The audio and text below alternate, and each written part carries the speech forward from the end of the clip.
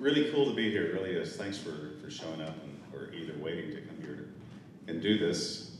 My name is Rene Martinez, and I'm born in Dallas, Texas, and I still live there.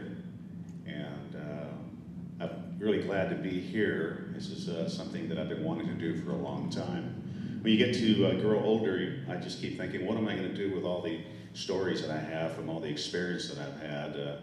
You know, I want to share it, I want to give it, I want to expose it, and it needs to be done and said. I got tons of stories from the very beginning, and there's no better time or place to do it like in a clinic here. It's just something that I've been wanting to do. It's I can tell stories on the road, and I do have a lot of stories to tell. And some of the roadies that I work with will look over and they'll see a bunch of people by my station, and they'll kind of bicker and say, Rene's doing school over there, you know. And but they have a lot of questions, a lot of stagehands, a lot of questions, and I just feel like giving it away. I mean, it's they want to know, and so that's what I do, and that's what I like to do. So I come from a background of body and fender repair, and that's where I began my skills.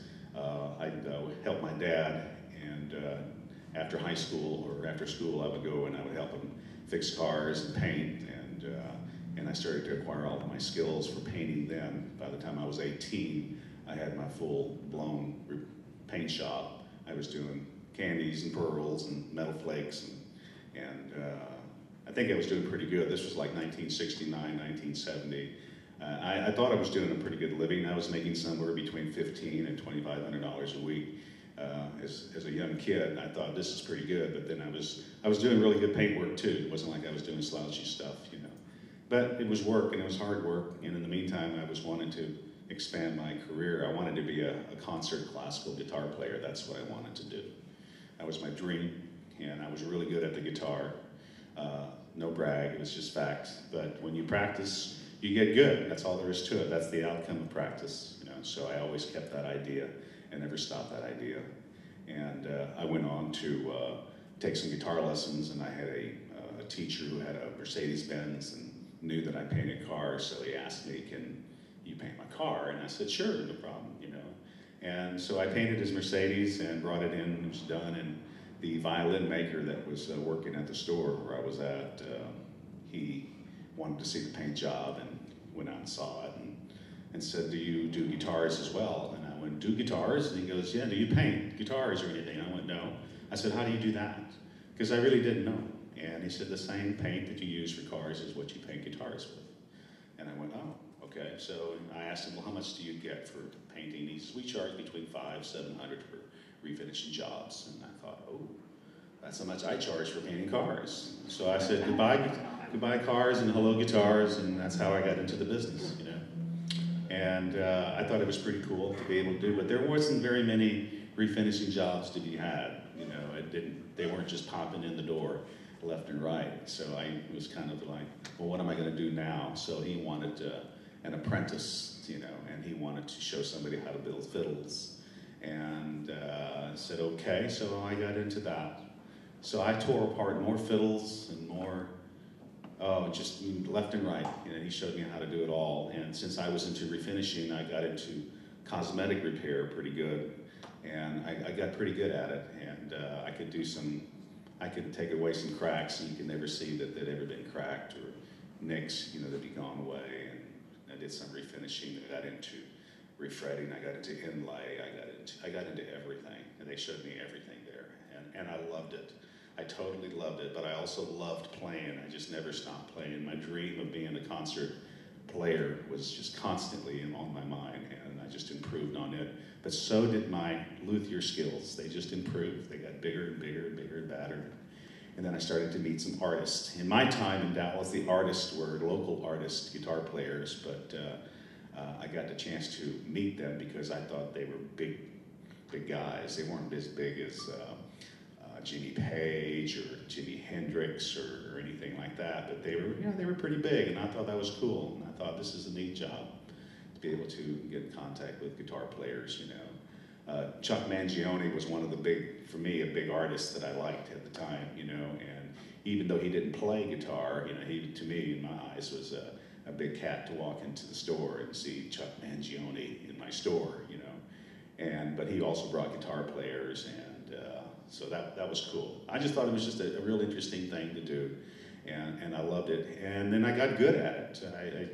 I been repairing for 13 years at this time, and I met a man by the name of Jimmy Vaughan. And Jimmy Vaughan was a guitar player out of Austin, and that's all I knew. And I didn't know he was born and raised in Dallas. And I did some work for him, and then I got to meet Stevie Ray Vaughan. And this is where things sort of changed for me in my life, was working for, or meeting Stevie Ray Vaughan. And I met Stevie. He had come into the store. Nice kid. I think I was just a few years older than him. I call him a kid. But we were kids back then. And he brought his guitars in. He was still kind of leery about who was working on his guitars, you know, but his guitar was all beat up. And he wanted to see if I could help him out. And it just worked out good. It worked out really well. He had a guitar that today we know of as #1. And this guitar he gave to me, he was using guitar strings starting out with a 14 on the first string. And the action on it was super high. And I didn't have a measurement at the time, or a ruler to measure it, but I could actually slip my little finger underneath all the strings. But he played an E flat, so I didn't know why at the time, but he says, no, I play an E flat, and that's how you tune it. So he started out with a 14, it was a 14, 17, 20 playing, and then all the biggest strings from there. The biggest string at that time that they made was a 60.